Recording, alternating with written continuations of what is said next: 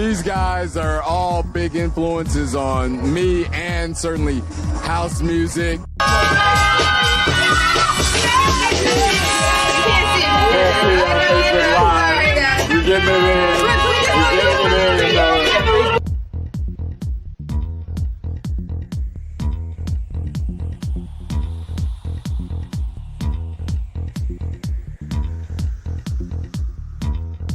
So let's go on that. I want to talk a little bit about each of your illustrious careers, because you guys have done a lot. All three of you have done amazing, have had amazing contributions to what we call house music. This is the Vintage House Show. And so part of what that is about is celebration and preservation. This is Lawrence Braining, but the celebration and preservation of Chicago house legends and Chicago house music. And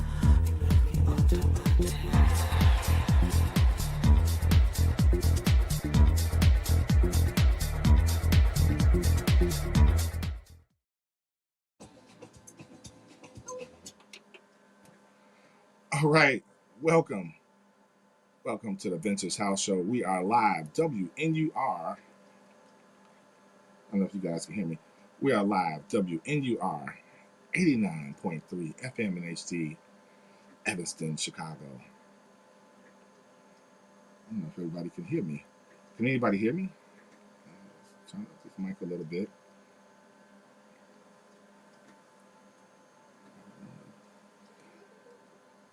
I don't know if everyone can hear me or not. Can you not hear yourself? Because I can hear you. No, I don't. I don't really. Well, I can hear myself a little bit. But can you hear me? I can hear you. They can hear you. Okay. So you're good there. Okay, good. All right. Thank you guys for coming. I'll turn this music down a little bit. And we are here today with DJ Bach Walters. How are you, sir? I'm great. I'm great. How do you feel? Thank you. I'm good. Thank you for having me. I'm honored. I appreciate this a lot.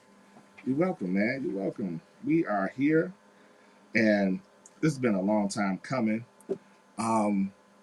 So here at the Vintage House Show, what we like to do is let everyone tell their story. We like to document. Lauren Lowry is the chief archivist for the Vintage House Show, and her goal is to basically, one of them anyway, is to document house so that people know that we made it, right?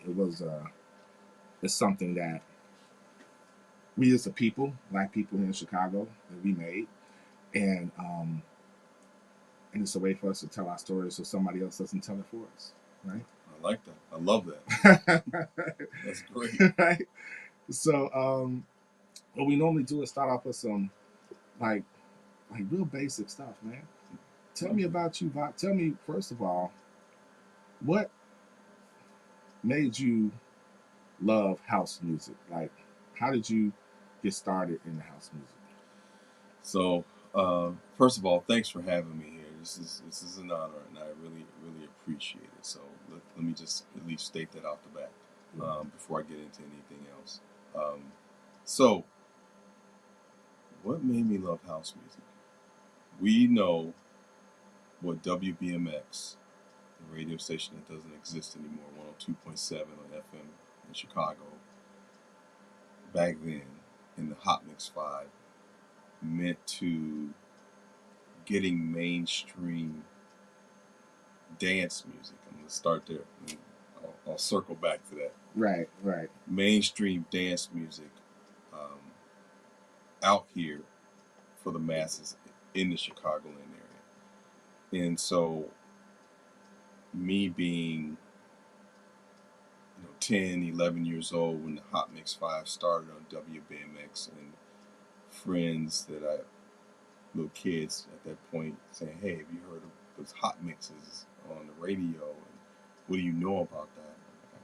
I don't know what you're talking about. And so we would start bringing our little radios or little boom boxes out on the front porch or wherever we were hanging out, and we would fresh batteries, exactly. You know how it is. And we could record, put a cassette tape in there. For those of you who don't know what a cassette tape is, came before CDs, Right.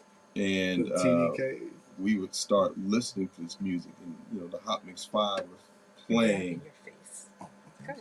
a different style of music than I know for a fact what I was used to. Right. But I loved it. It grabbed my attention, Right. and I started gravitating towards the music at least. Right. Now, the craft was a whole different thing. I didn't understand how this music could play continuously, but it was different songs. At the age of 11 or whatever it was at that point, that's really cool. Did you start off with pause button mixes first, or did you actually get some turntables? So there was a guy in the neighborhood, and I grew up in the hundreds. Okay. And I started actually mixing with two other guys. One of the guys had a connect with another young guy in the neighborhood who actually had some cheap turntables, and he had a mixer. So again, I had no idea what any of this stuff was. Right. I just loved the music. Right. That's it. That was all it was. And so he said, "Come over here with me." And this guy's got some turntables, and he's mixing, and same thing they do on BMX. I'm like, all right, let's go. You know. So we got over there, and he had some records, and you want to try it? Yeah. I don't know what I'm doing. And I tried to blend two records, and it was horrible. How old were you? About 11, maybe Okay. just approaching 12 years old at that point. Okay. I mean, and I didn't know what I was doing. All I knew was what I heard on the radio. Right. And I loved the music.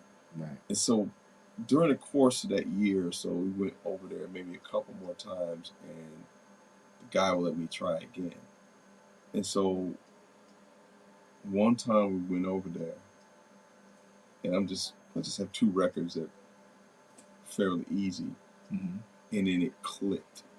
Okay. I got it, and I actually pulled off a blend. Nice. And I remember, like, is everybody here? So I looked around, and everybody's looking at me like, he actually got it. Right. You know? You busted your cherry. You did it. Yeah. And so I'm like, all right, I think I figured this out. I think I can do this. That's awesome. And so from that point on, I went home. And practice. No, I didn't have anything. Oh. I started begging my parents for turntables. Oh, man. As did we all. So I'm like, all right, for Christmas, I don't need anything else. If you all could just give me some turntables and a mixer. Right. We have speakers here. We got a little amp. I can use Right. that. If you could just get me that, I'll use the old records, and I'll go from there. Right. And so I had to start, wearing my parents down and working on them over the course of however long that was. And for Christmas in 1983 is when I got my first set of turntables. And they weren't 1200s. No. They were the Technique BD100s, the belt drives. SLB 100s. Got it. SLB 100s. That's what I started with too. So you understand the little roller the pitch? little roller pitch. Yeah. It was like whoop, whoop, whoop. Absolutely. Right. And so I got a pair of those and a Radio Shack mixer. A realistic mixer. That's what I got for Christmas. And that's pretty much my beginning. And so I owe the Hot Mix 5, all 5 of them, and I can name them right now. A lot of people, I test them and they can't name all 5 from the original ones. Right. I can name all 5 of them. Right. I used to tape them, listen to, and I got a Sony Walkman at some point. I would listen to the cassettes in the Sony Walkman. And I actually started studying, once I figured out the craft, studied the blends and how long they did their blends, and each DJ, and some of them did it different than the others. And I started studying the craft at that point. Right. Okay. So, a few other things about you. So, what school? Where did you go to grammar school and high school? I know where you went to college, but we'll get back to that later. But where did you go to grammar school and high school? Because I think grammar school had a lot to do with me loving house music, and high school did as well. So, where did you go to grammar school? So, my grammar school experience, K through 8, was split between 2. The first part, K through 3, was at Fernwood High School. grammar school. Sorry, which was 99th, 98, no, 100th and low in that area, Okay. near 99th and the Dan Ryan, Okay. not far from there. Fourth grade, I started attending, which was down the street, St. Helena, Okay. and I went to Catholic grade school from 4 and graduated there in 8th grade. Okay. You had the nuns spank you with the paddles and all that. Yeah, some of that happened. Right. The knuckles. The knuckles. Yeah, we're old enough to Yeah. experience the Wait, nuns. I was a good kid. I didn't get much of that. Yeah, that's good. I was a good kid. I'm a good guy. You're a good guy. I know some people that know you now. Remember that. That's true. Okay. So okay. So then, where'd you go to high school? Julian High School. Okay. So you guys I'm a Julian Jaguar, true and blue, straight. okay. Yeah, in the blood. And so you were really starting to get into DJing in high school. I was already there right. when I was at St. Helena. Okay. So it's when I was at St. Helena. So 83, I was in my 7th grade year. Okay. When I got my turntables. Okay. And so I got hired to do a few basement and backyard parties for friends in the neighborhood while I was in 7th and 8th grade. Okay. So I was already working on a small scale, basements Okay. and backyards. Did you like just carry your stuff down to their house, or did you get Yeah. somebody to drive it? Both. Okay. Whatever, and, I had the 2 guys I mentioned earlier, I'll leave nameless at this point. Okay. Unless you force it out of me. But It's up to we you. started together. Mhm. So a lot of times we did these parties together. So Okay. we helped each other. One of our parents might, take us, because we had crates of records and Right. everything to take with us and go set up, and we do our thing. Okay. And you We kept it local okay. until we'll get to that when I got to high school, until 1986. And I think I told you that story the other day, but Okay. we'll get to that. Okay. And so when you started, did you guys take all of your equipment down there, or were you like just playing one record? Were you guys actually DJing at those parties? So how old were you then? So 1983? So in 1983, in Christmas, I was 12. 12. Yeah. Okay. Yeah. Okay. So I got my first paid basement party while I was still 12 years old. I think I only made $50, but still. That's funny. I think I had my first paid party I grew up on 80th and Maryland. Okay. Right? Okay. Over east. My friend Right. Tim Bryant grew up across the street from me, and we started DJing together. Okay. He calls himself Tim Beach now. Some of you guys Oh, know. I'm very familiar. Him and I have done things together. We played in Detroit together. That's Right. Yeah. So me and him actually started together. But before that, Reverend T.L. Barrett actually lived on the next block from me. So I was at 80th and Maryland. He was 81st. And he has some really pretty daughters. And so one of them asked me would I DJ for them. Okay. And I said, yes. So I carted my little stuff down there, one speaker, one turntable, some records. And, he was supposed to pay me $50. He's, I don't think he did, but, it was cool. The reason why you said supposed to. But it was still fun, right? Right. I get it. So anyway, so that was a good experience for you, and $50 was your first. So I'm glad you mentioned. I like to get into the finance stuff, but I got to finish with your origin story. So let's go on to high school. Okay. So fall of 1985. I'm telling my age here so everybody can figure this out very easily. I basically even said I was 12 in 1983. Freshman at Julian, fall of 85. Okay. So I played football at Julian. I didn't play my freshman year, but I actually joined and started practicing everything for my sophomore year and on. The second semester of freshman year, so we're talking spring of 86, my two DJ partners and I got our first big break and our first big opportunity from being in the neighborhood doing smaller scale basement and backyard parties. And there was a promoter, one of the promoters, there's many, Right. but one of the promoters that was big at that time, his name was Marvin Terry. So all of the people, DJs back in the day, and know that name. And Marvin Terry's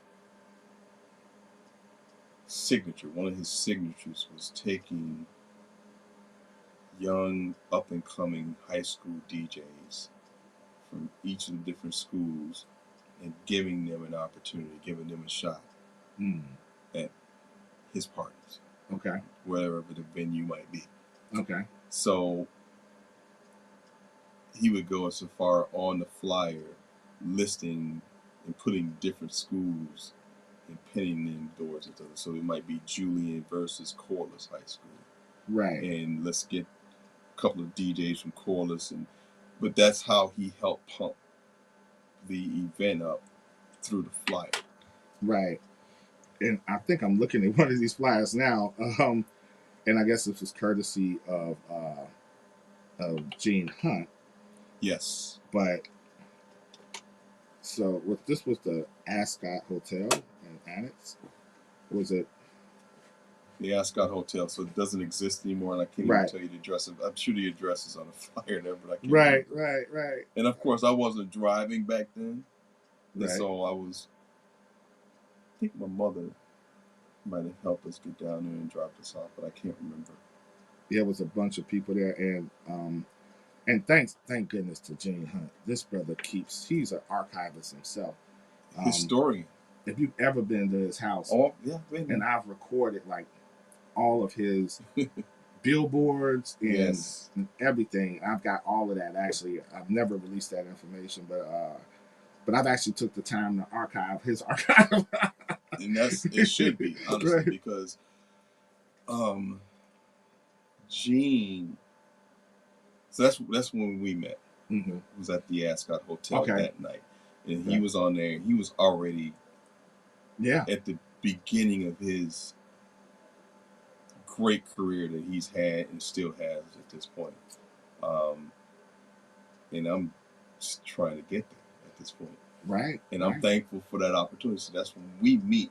Okay. Was at that party at the Ascot. Okay. And I believe, if I'm correct, don't quote me on this, my memory is bad, but I believe Marvin told me that night, you have 20, it was somewhere between 20 and 30 minutes. So you said it's your time, get on, do your thing, and that's what you get. That's it, 20. So imagine I got to go for broke. Right. I got 20 minutes to do it, and that's not a lot of time. And you got records, so you got to know. Yeah. You better have something that you can play after this guy, because you don't know what he's going to play. Right. You better be able to blend it in. So that was interesting. So I did it, and obviously and thankfully, whatever I did that night, and I can't remember, because I remember going up on stage, had my creative records, and there were a bunch of other DJs from all over the place, and then there were other DJs that weren't playing there that were bigger, and I met a few that they were just kind of hanging out at the event, and so the stage is full of people. Right. I just turned 15. Right. Freshman in high school. Right. Did you have a hard time getting out the house? Did your mom give you? I showed her the flyer, her and my father, and they were like, okay, well, fine, we understand, we get it, and it's downtown, so okay. And I think that kind of helped calm her down. So that'll go into, well, I'm sure a part of this conversation is going to be about some of the historic venues like the Music Box. Exactly. I'll tie in my parents, and they weren't overly strict, but they were good parents. And I'm thankful for that. So you never went to the Music Box?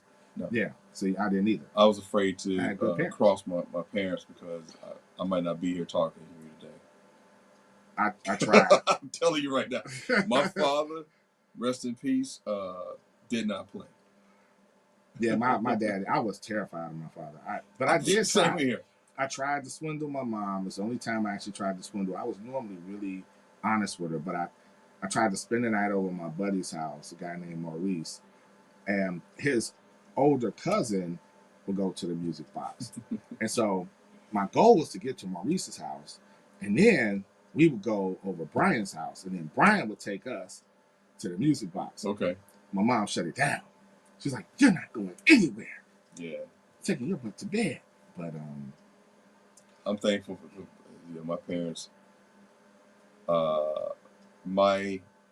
So I'm the youngest out of my half siblings, okay. and they probably would be mad if they were listening right now. A couple of them actually tried some things, and I saw the repercussions. And I this is one thing I've been told: you can learn from your own mistakes, and that's great that you learn. Right. But it's even better if you could learn from others' mistakes. I learned from my siblings' mistakes. Don't even try it. Oh wow. Yeah, I mean, and we don't really talk about that a lot in on this show, to my knowledge. I haven't heard a lot about that. But that was something that I came across too. I was very young, 15, 16, and one of my mentors came into my house and gave me a white powdery substance. It was like, but it was kind of like a little cake. It looked like chalk. He said, "Taste this." And I said, "Well, what is it?" He said, "Negro, just taste it." And I said, "I'm not tasting anything. Don't bring this stuff into my house." We got into an argument.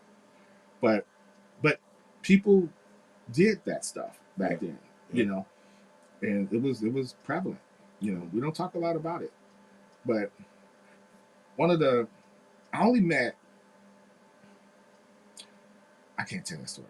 But yeah. You can tell me offline. I'll tell you offline. I gotta tell you offline. We'll talk tomorrow about that. Right. Yeah, because I'm not trying to disparage anybody or whatever. But there were a lot of DJs that did extracurriculars. Yeah, so we know about that. Right. So anyway, moving on. So let's go. All right. Did you have anything else that happened? Yeah. When you were in high school, because high school was a big time for me. It was big for me. So that was pretty much. Even though grade school locally in the neighborhood was the beginning, the true beginning in going to another level was the Ascot Hotel. Okay. So I can't remember what I did that night. I can't remember what I played. I have no idea, but it had to have been enough for me to earn another shot with Marvin Terry. Months later, I believe it was the summer of '86, and then I played at the Hyde Park Racquetball Club. Wow. At what age? Same age. Same age. Oh, so a few months 15. later. Wow. Yeah. So I want to say summer of '86. That's when I met Ferris Thomas. He probably wouldn't remember it. I know he sees my face every time, Right. He remembers, but at the same time he doesn't, because he's such big time. It's Ferris. Right. I mean, I get it. Anytime somebody talks in front of you in the third person, that's that says, "Wow, you need to hear." That's all you need to know. So I played at the Hyde Park Racquetball Club and the Ascot within months of each other in '86, and so this is before I started my sophomore year. Well, I'm surprised. I mean, what you play in a racquetball club, because we used to have like 1,000, 2,000 kids at the racquetball club. Yeah. My first experience there was with Gucci Promotions. Everybody knows my story, right? Yep. And Armando Gallup, I think, had did the setup. Yeah. And one of the party girls, what's her name? Tasha. Tasha was there. Oh, she was so pretty with the bob, and she could dance so good. She was always on stage with Gucci Promotions and stuff. I think Ferris had even showed up to that party. And Ron Hardy was at that party. It was the first time I met him. And he was taller than I would think, too. He had this real, wavy hair that was shiny and stuff. I was like, man, I wonder what he puts in his hair. Because I always had nice hair, you know, but I didn't know how to style it properly and all that kind of stuff. But yeah, so that was an interesting time, man. Very. Racquetball club. So what happened from that point on? I would think you would have like jumped off and been the next Gene Hunt or you know No. somebody. You know what I'm saying? I mean, because you had some amazing opportunities in the beginning. Thank you. So, just school, and then I was on the football team at Julian, so that took up Okay. all of my time between school and practice after school. I mean, that dominated. You had good parents. Yeah. And I was still doing the craft, and I wasn't like all like pursuing grades. and keeping in touch with like Marvin Terry, any other promoters. I wasn't out there.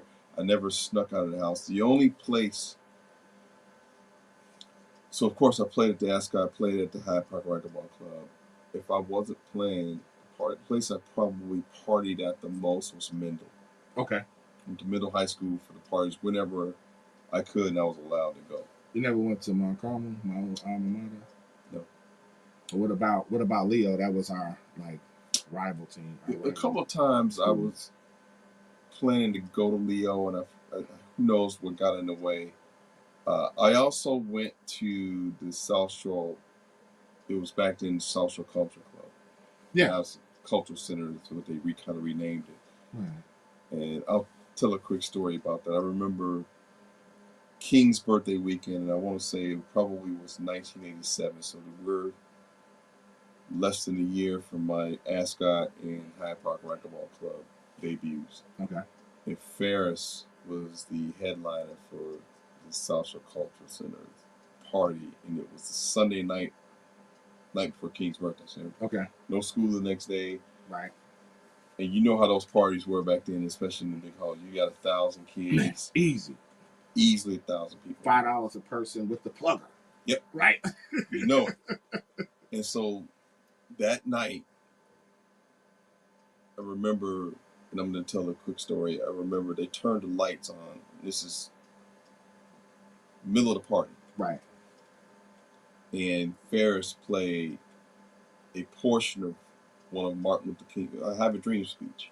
Okay. He didn't do the whole thing, but he did towards the end where it's the build-up, towards the climax of the speech. Right. You know, thank God at last, thank God Almighty, right. Free at last. Right. And as soon as he's at that point, we're free at last. And this is when the debut of Fingers Incorporated's Mystery of Love came out, and it blended in. Boom, boom, boom, boom, boom, boom. Everybody and the stole place that blend. went completely nuts. Oh my God. Everybody stole that blend. I did that blend. And then the lights went out. Right. And then the party continued on, and Ferris tore it up. As of course he did. As of course he was, in my opinion at that time, outside of Ron Hardy and Frankie Knuckles. And Andre Hatchett. I think. And Lil Lewis. I think the most requested DJ in Chicago at that time, besides Ron Hardy and Frankie Knuckles, was Ferris Thomas. He got more gigs. He was everywhere. He was. And always banked. Now, Lil Lewis had a following. He got much more popular, I think, Diamond Court Promotions and all that. You know, obviously after he was the first one to get a real deal, right? Yeah. Get the $1 million deal. And he brought a lot of people with him. I mean, there were a lot of Chicago producers on that album. And that was a cool thing. And Andre Hatchett has always been a staple. Yeah. But Ferris Thomas was the man. Period. You know, talking in his third person, everything right now. I can see him. He don't remember me, he don't remember you. But back then he was the man, bro. I know. I remember. You know. And I could tell you stories about that too, but you know, we'll talk offline on these stories. Offline, right? We can't do that. I want Ferris trying to call me like, "Hey Wes, what are you talking?" Exactly. So so let's go to you. Yeah. So things slowed down because I was school and football. Okay. and trying to just see where all of this is going to go and figure out life and everything, while still having some local neighborhood parties and getting booked for those. Okay. Spring of '89, so I'm about to graduate. Mm-hmm. And I'm friends at this point and classmates Mm-hmm. with Lloyd Devastating Jackmaster, which is what he was known as back then. Okay. And for all that know, he was, at that point, while we were in high school, Mm-hmm. a regular DJ personality on WKKC. Okay. Same 89.3, but on the south side of Chicago, Right. Kennedy Yeah. King College, Right. which you had WBMX, which went away, of course, and then WGCI, which is where the Hot Mix 5 moved to, and then we had the second wave of the Hot Mix 5, Right. which I can name, I think, 3 or 4 of them, but I might be messed up on that. But WKKC, along with WNUR, Right. came onto the scene and gave more options for us to listen to on the radio for house music. WHPK too. WHPK, I was about to say that. So you had, now, it wasn't just BMX or WGCI anymore. You had these other options. Right. And with WKKC, you had Pink House, you had Walter Get Down Brown, you had Bobby Q Bobby. Rest in peace, Pink House. Right. There you go. Right. Lloyd, along with some other younger ones, were the up and coming new crop, and he became personality. So Lloyd, I'll make a long story short. Okay. Lloyd looked out and got me a guest appearance on WKKC in May of 1989. That was my first radio appearance. Wow. Wow. I wonder how many people know that about you. I didn't know that. I didn't know that. Right. Very few people. So that's the first time I've ever had a radio appearance. Right. 89, a month before graduation from high school. So after that, so people always ask me, like, why didn't you stay in the music business, blah, blah, blah, and all that. And I got my reasons, but, I just went away to school and did the school thing and, came out, started doing a career and computer stuff and all of that. What did you do? Like, did you do something similar? Went off to college. Okay. Fall of 1989. Okay. And I pretty much disappeared from Chicago because, I was back and forth, but when I came back, I wasn't really out too much on the house scene. Never lost the love for the music. Still had my, turntables and records. I took them to school with me, and I got hired to do some of the parties on campus, whether it was at the Union, for one of the fraternities and sororities. Okay. Even my own. And that was what, Eastern Illinois University? You got it. Okay. Panther Pride. Right. Okay. All right. That's what's up. But then some of the fraternities, sororities, very few had a house off campus, and so I got hired to do maybe some of their after parties after maybe the main union party. Okay. Bottom line is, there were a few DJs on campus, and so I became kind of one of the choices and one of the options, and I did campus parties. I visited Charleston, Illinois. Eastern was in Charleston, right? Yep, you got it. There's not a lot to do in Charleston, bro. Eat and drink. So you was probably the man in Charleston doing, DJ. You were? Okay. There was a few other DJs. So Okay. one which became good friends with Dave Shields. Okay. He's still in the Chicagoland area. He's a West Sider. DJ Dave Shields. Okay. And then there was one or two more, but we did most of the parties, and Dave got more parties than I did. Okay. Because I could play any genre. Right. A lot of people don't think I can, but I can. I still have some hip hop and R&B records from back then. Okay. I even have some reggae. I did it because I had to do it. Okay. My heart wasn't in the other genres. It was always in the house music, and so I tend to play more house. And of course, we're on a college campus with kids from all over the place. Okay. We have people from St. Louis, Mm. you know, Kentucky, Florida, all over the place, and house music wasn't really prevalent there. And so when they came here and I'm playing this stuff, and they're like, "Hey, what is? Come on, DJ." And so, this kind of shocked me back, and I need to play the other stuff, and let me get away from the house music, which is where my heart was. Right. Dave would do everything kind of an even keel, so he got more parties than me. Okay. Not just that he's a great Right, talent. DJ, right. Still to this day, I'm sure he's. And we communicate from time to time. He's on the west side of Chicago, but he tended to get more than me because he kept it more even. Where I would get carried away because I was such a house head. So, like Kevin McFall, Lori Branch, Lauren Lowry, we all have our things that like we're passionate about. One of my major things I'm passionate about is finance in the DJ house music game. So, you know, I always ask everyone that I interview, like, do you have a day job? You know, did you do this full time for a living? You know, what is your plan? You know, later on in life, like if you wanted to DJ for the rest of your life, like what's your plan? You know, this is a good to question. exit the DJ game. So we're gonna start with the first of those questions. You're gonna have to help me remember. You just asked me like 5 questions. I did. This is my thing. So I guess I'll start kind of like in the.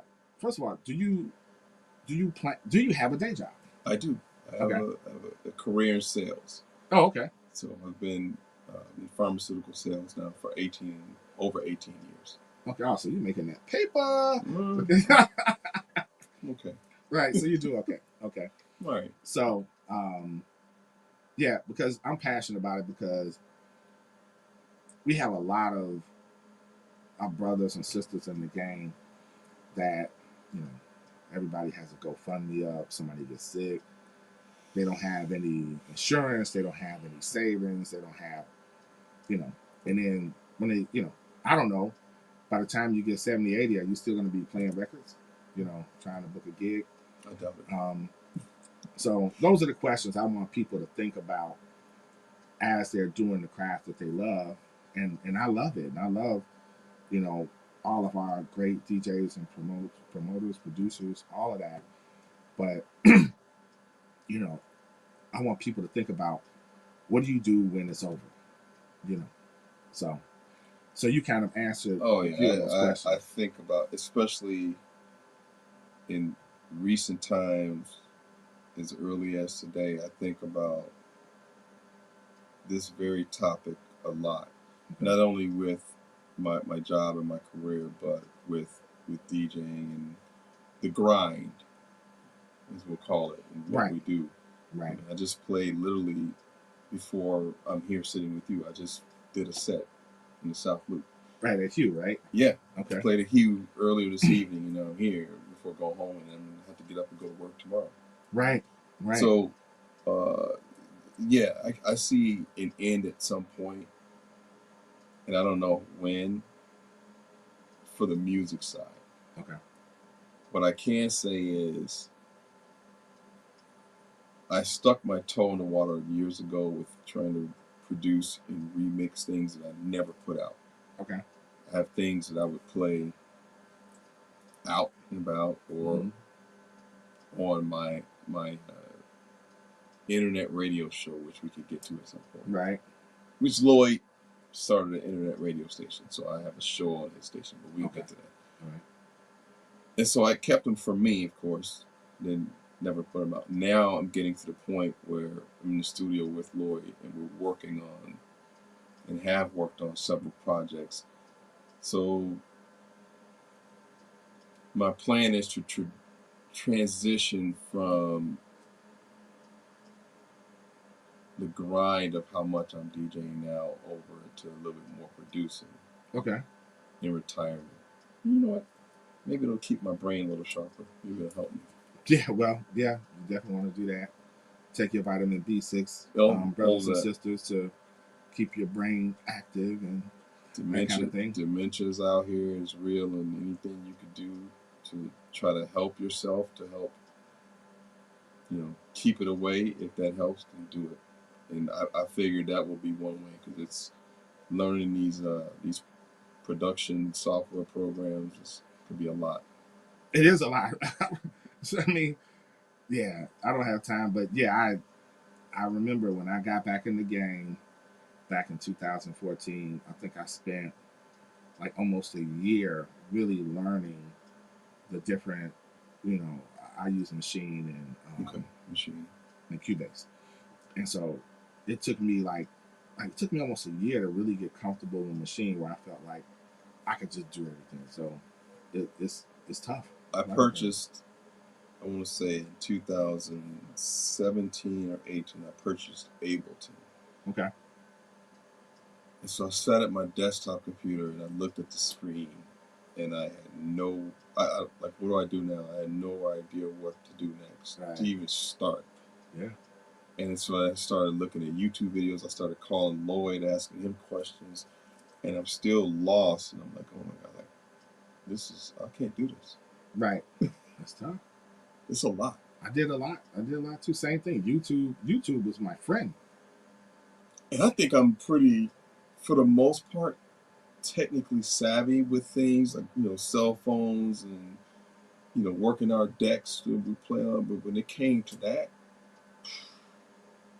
I had no idea what to do. First, second, third, or anything. Yeah. I was the same way. It's a tough thing. I think I can see the DJing part tapering down, the grind of it all as I retire from work, because I need to get some rest. Right. This is a lot, and I want to do more producing and making some music, and hopefully I can be creative enough where I can make some things where people, DJs, such as yourself, actually like and want to play. That's what's up. That's the hope. That's the goal. That's the goal, right? That's the goal. Everyone. I'm try. I'm gonna give it a shot, and I'm working on some things now with Lloyd that should be coming out soon. Okay, so you plan on bringing out stuff digital on wax, or what do you? Both. Okay. Both. We'll talk about that then too. I'm still heavily into the wax game right now. Okay. Playing vinyl. In fact, just found out earlier today I'll be at Wax this Saturday playing with Lee Farmer. Saturday night. Okay. In fact, your birthday party, because we're both Aquariuses. I was at your birthday party. I liked you for a reason. and I had my birthday little soiree up there at the same time that you had yours. It was pretty much a packed house. We had a great time. You had a great set too. All on wax too. Appreciate it. That's a skill that's lost a lot of. And I don't throw shade at the new DJs that can't DJ on wax, but you got to give respect for the ones that can, because it's appreciate that. It was. Look, I carried the. We records. have to appreciate that. Right. I carried the records. I had, the cuts in your hand, Absolutely, the plastic crates, heavy, and you stacking so many records in there. It was tough. Only one time in my life I had to figure it out. Mom was at work, and Dad was at work, and I had this party, and I had to literally get on the CTA bus with a tray of records? 2 crates. What? You carry by yourself? Yep. Oh my goodness. And back then it's like, all right, you get robbed on CTA, whether it's Chicago, the bus baby, or the train. And so I had 2 crates of record, and this is all of my money and everything. This is my entire. That's it for me. You gotta tell me nothing. I had 2 of my crates stolen. It's my best records. Yeah. My best records. Stuff you can. Records that would cost $1,000 for one right now to buy. They gone. Oh my God. I remember I got Faces drums. Faces, I love it. For the first time, and I got it, and I pulled it out, and Tim looked at it, and he was like, "Oh," and I dropped it, and we both panicked. We wanted to break. picked it up, dusted it off, it was good, put it back in the In the sleeve and yeah.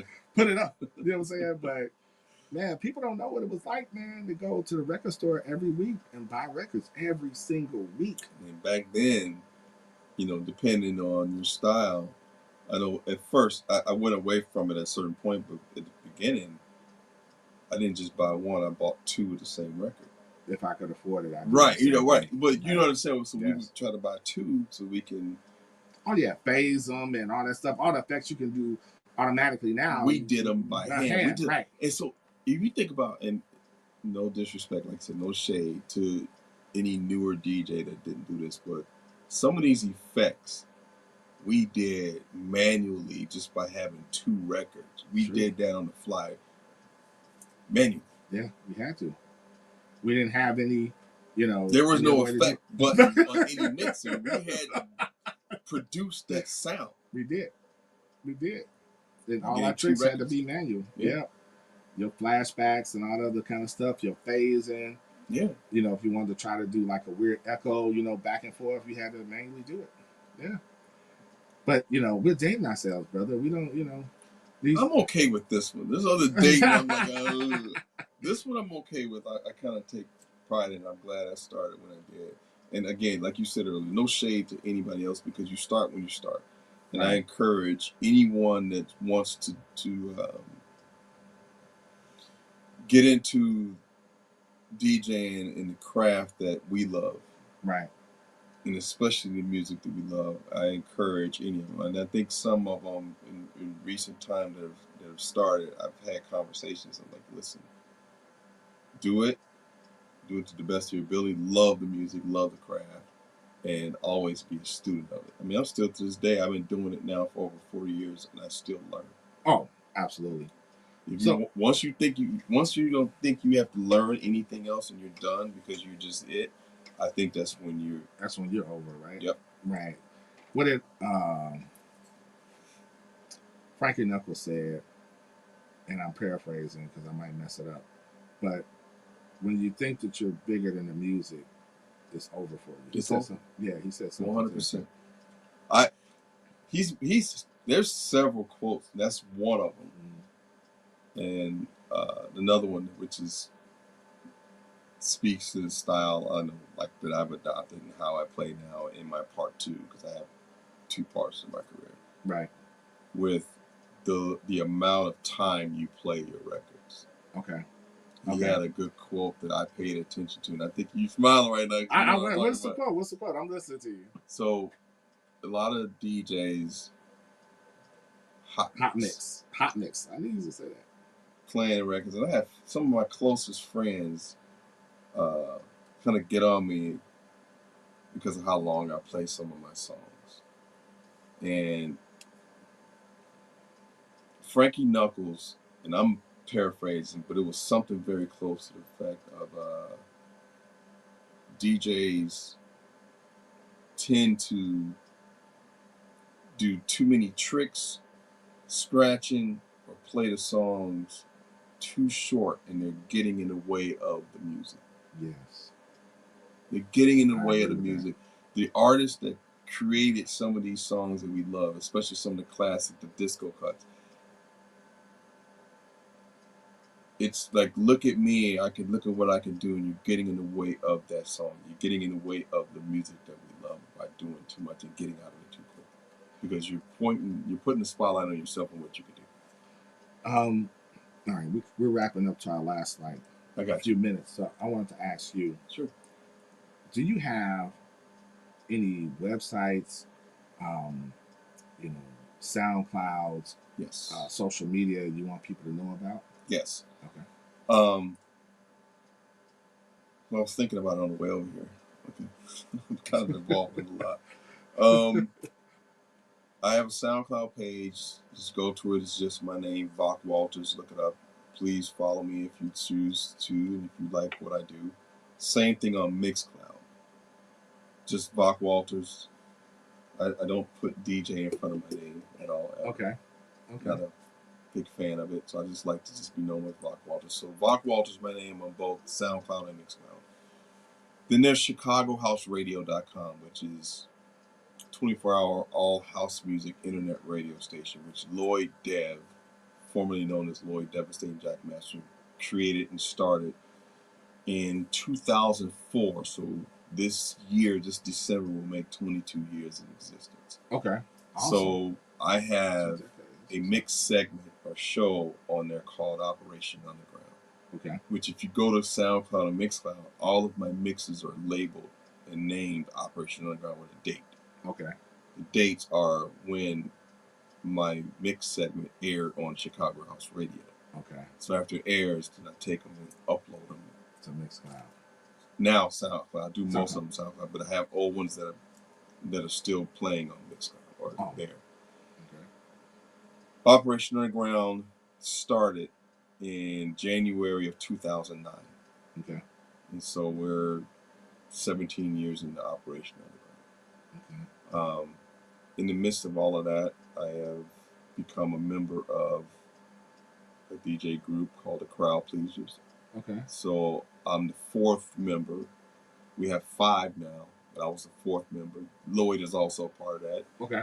Brian Johnson, Dion Bracken, and the newest member is L Genius. So I'm part of the Crowd Pleasers group. And in recent years, I went from being a regular guest of Summer House Series with Rhonda Flowers and Summer House Series crew, and now I'm a resident DJ of Summer House Series. Okay, right. I was gonna ask. So, do you have any other residences? Yes. Any other clubs? Right. Not even of the clubs, but are you familiar with the Attic Picnic? I am. So I've been a resident of the Attic Picnic with Wynell Gray and the Attic crew now for, this will be my 12th year. Wow.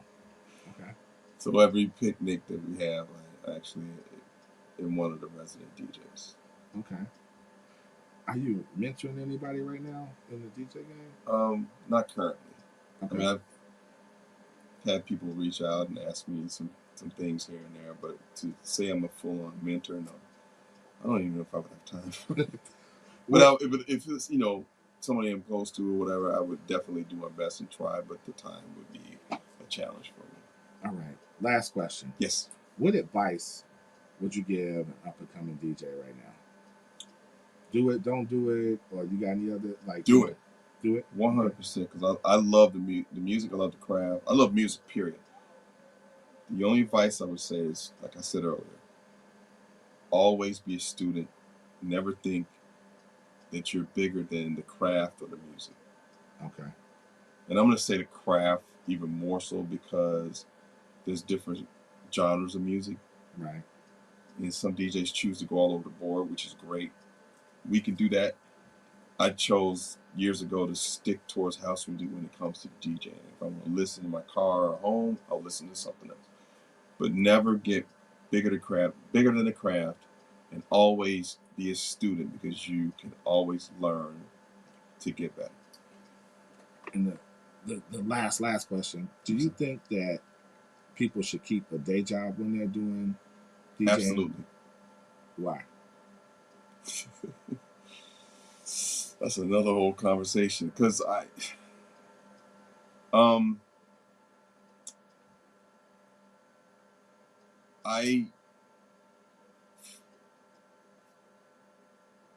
don't know how much money other DJs make. Mm-hmm. I know what I make from just that part of it. Trust me, I love my career that I do outside of the music, and it takes care of my life. Okay. I'm not saying you can't with DJing. Right. I'm sure there's plenty that they rely on the production that they make and the DJ, and they make it and they're okay with whatever circumstances they have. Right. It would be hard for me to do the same thing. Me as well. Not to mention healthcare and things like that. Exactly. And thinking of when you're retirement. done retiring and 401ks and all those things that I think are extremely important. Yes. Yeah. Pause for station identification. We are here on WNUR 89.3 FM and HD, Evanston, Chicago. Okay. Yes, I agree with you. So we absolutely need to have deferred comp, save our money, you know, That's get that another 401k whole match. conversation that we could get into away from the music. Financial health and getting towards retirement and making sure you're prepared for after you're done working is so incredibly important for everyone that I can't stress it enough. And that dominates my brain as I get closer to retirement now. Absolutely, absolutely, and dominates my brain too. And you know, the average American, I read, retires with somewhere between 1.5 and 2.5 million dollars. So when you think about that, I'm sure right now there's some people out there saying, "Wow, you know, like I might have a little while to go before I can retire." A lot of people are working. You said that's the average, because that's yeah, that's the average. Okay. So I'm sure there's a lot of people retiring with a lot less, or you know, some retire with nothing other than relying on Social Security. Exactly. And I don't know how you do that. Wrap it up. All right. Well, again, we're on WNUR 89.3 FM and HD, Evanston, Chicago. And this is the Vintage House Show. And thank you so much for coming out, Fox. Thank you for having me. And I'm Louie Green. And thank you, Lauren Lowry, for having us out. And see you guys next time. Thanks for listening to the Vintage House Show podcast. Please subscribe and share, and check us out live, WNUR 89.3 FM, Wednesdays at 10 o'clock.